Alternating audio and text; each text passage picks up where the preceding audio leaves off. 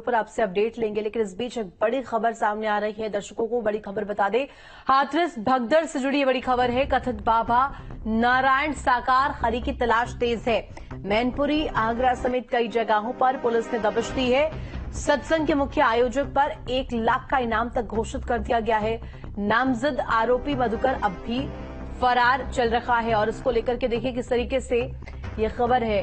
कथित बाबा नारायण साकार हरि जिसकी तलाश अब लगातार तेज है। मैनपुरी, आगरा समेत कई जगहों में दबिश दी है और इसके साथ साथ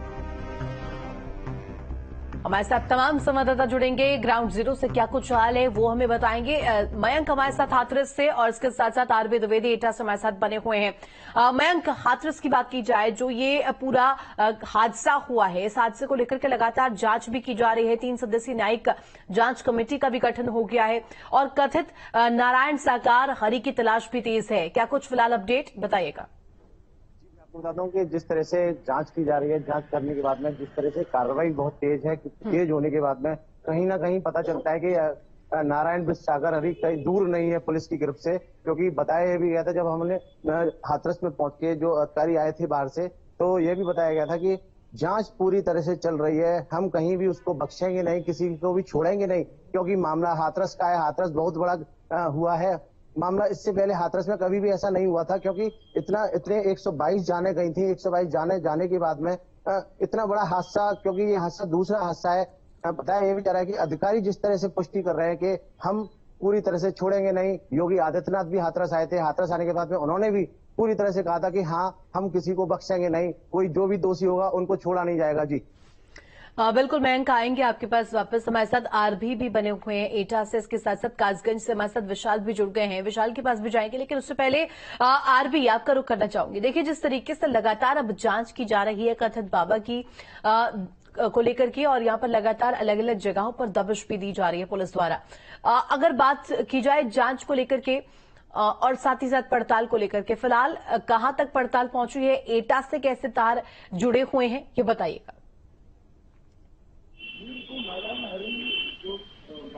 बाबा हैं, एक बड़े कह सकते हैं बड़े राजनीतिज्ञों से वो जुड़े हुए हैं। नहीं तो अभी तक जो है एटा, मैनपुरी और भी उनके कई आश्रमों पर जो है छापेमारी की जा रही है, ताकि पुलिस केवल गेट के बाहर तक जा पा रही, अंदर एंट्री नहीं कर पा रही। जैसा लोगों का बताना है, एटा के जो पटियाली वहां पर जो बहादुर नगर है, वहां पर भी पुलिस गई थी, गेट के अंदर एंट्री नहीं कर पाई, क्योंकि उनके जो अभी भी सेवादार हैं वो लगे हुए हैं वहां पर, और वहीं वो पुलिस की गिरफ्त से दूर है और पुलिस जो है उसके पीछे लगी हुई है। पर ये कह सकते हैं कि बाबा बिल्कुल आरबी, और इसके साथ साथ हम तस्वीरें दर्शकों को दिखा रहे हैं। सांसद राहुल गांधी भी जा रहे हैं हाथरस, और इससे पहले अलीगढ़ अब कुछ एक देर में पहुंचने वाले हैं। अलीगढ़ में कुछ देर रुकेंगे, उसके बाद वहां पर से वो रवाना होंगे हाथरस के लिए। एक्सक्लूसिव तस्वीरें न्यूज स्टेट दिखा रहा है। राहुल गांधी कांग्रेस की तरफ से देखिए किस तरीके से अब यहां पर प्रतिनिधित्व करते हुए पहुंचेंगे और हाथरस में जो पीड़ित हैं उनके परिवारों से मुलाकात करते हुए नजर आएंगे।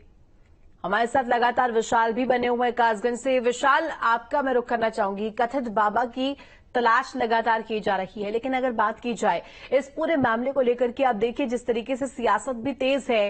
राहुल गांधी भी हाथरस पहुंचेंगे, फिलहाल वो अलीगढ़ पहुंचने वाले हैं। क्या कुछ इस पूरे मामले को लेकर के आप जानकारी साझा करना चाहेंगे और किस तरफ ये जाता हुआ पूरा मामला नजर आ रहा है?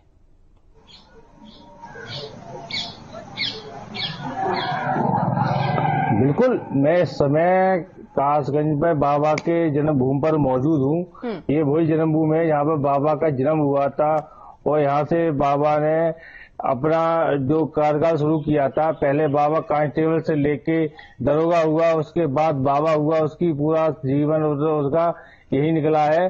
और बता दूं आपको, मैं यही जन्मभूमि पर मौजूद हूँ और बाबा जो है जो 120 लोगों की मौत हुई है, इसका कारण कौन है ये अभी तक कोई लोग नहीं बता पा रहे हैं कि आखिर क्या हुआ था, कैसे हुआ था।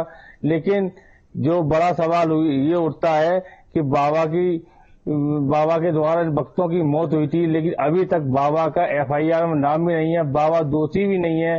तो पुलिस बाबा को क्यों तलाश कर रही है, क्या बात है?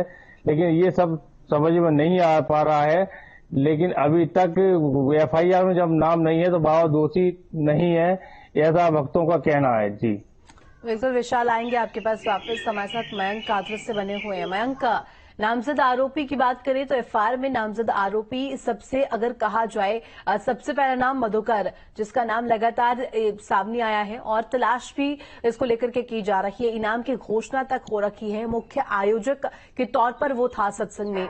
मधुकर की तलाश अभी तक कहां पहुंची है? जिस तरह से मधुकर नामजद आरोपी है, उसके हिसाब से तो लगता है कि उसकी तलाश कंटिन्यू जारी है।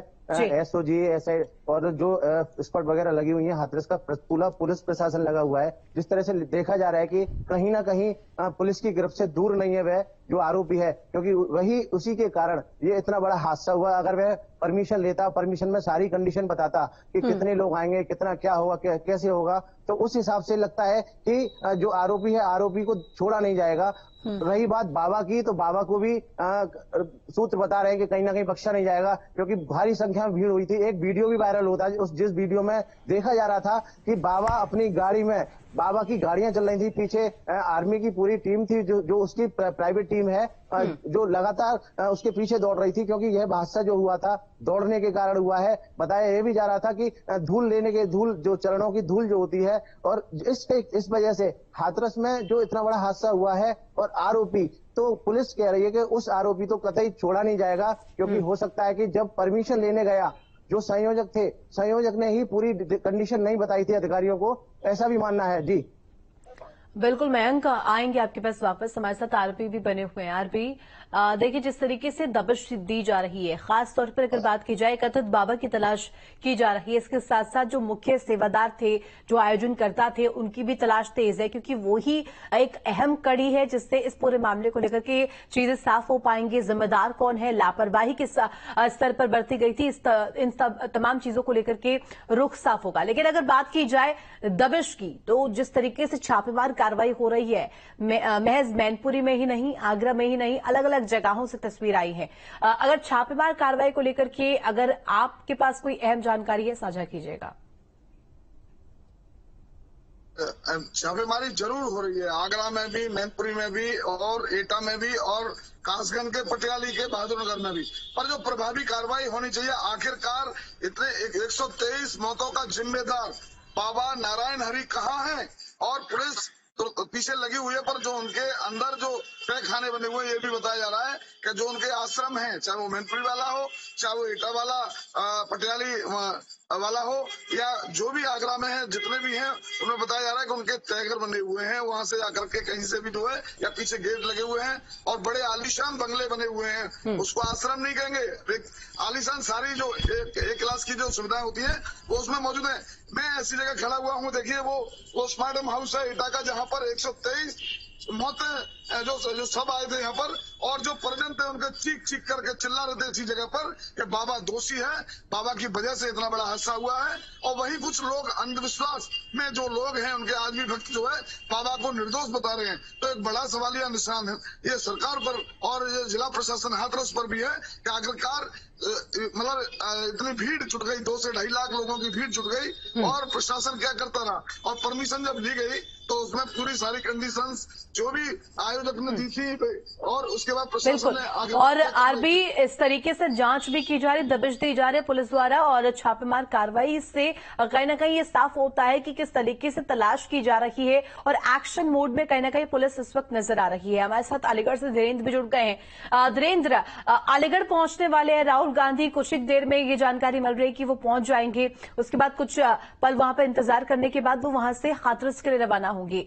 क्या अपडेट है, कब तक पहुंचेंगे? देखिए लगभग, देखिए अभी तक जो राहुल गांधी का पहले देखिए कार्यक्रम आया था वो लगभग 7 बजे का था। 7 बजे से फिर यहाँ उनको हाथरस पहुंचना ग्रीन पार्क में, लेकिन चूंकि राहुल गांधी थोड़ा लेट हो रहे हैं, जो कार्यक्रम जो कहीं कांग्रेस नेताओं के द्वारा बताया गया था उसके हिसाब से, तो लगभग बताया जा रहा है 8 बजे तक जो है यहाँ पे राहुल गांधी पहुंचेंगे, जो अलीगढ़ की सीमा में जो कहीं प्रवेश करेंगे काफी हद तक आगे। देखिए मैं आपसे कहना चाहूंगा, हादसा बड़ा है, सवाल कई खड़े होते हैं, लेकिन कार्रवाई अभी नहीं कुछ हो पा रही। और मैं देखिए कल जो है मतलब इसी पलखना गांव में मैं आया था, जहां 4 लोगों की जो पूरे हादसे में जान गई है। यहाँ के लोगों के अंदर बाबा के प्रति रोष देखा गया, हम लोगों के द्वारा बात की गई, मृतक परिवारीजनों से हम लोगों ने जाके ग्राउंड जीरो पे उनके घर पे जाके बात की, उनसे पूछा बाबा किस तरह से आप लोगों को प्रवचन में क्या कहता था, बाबा क्यों, तो उनका कहना था कि बाबा जो है एक कहीं ढोंगी था। बाबा जो है लोगों को बहकाता था, तरह तरह से जो है कहीं न कहीं जो है जो लोगों को बताता था कि आप जो है तमाम चीजें आत्मा से परमात्मा तक की बहुत सारी चीजें उन लोगों के द्वारा बताई। और देखिए वहीं तमाम ऐसे बुजुर्ग लोग थे कहीं उनके द्वारा साफ तौर पर यहाँ कहा गया पलखना में कि देखिए अंधविश्वास बाबा के द्वारा फैलाया गया। और इसके पीछे कौन कौन लापरवाह रहा है, किस किस की जिम्मेदारी थी, जिसने अपनी जिम्मेदारी नहीं निभाई, जिसका खामियाजा 123 जिंदगियां यहाँ पर गंवानी पड़ गई है, लोगों की जान पर बनाई, कौन कौन जिम्मेदार, इसको लेकर के लगातार जांच जारी है। बहुत शुक्रिया आपका तमाम जानकारी साझा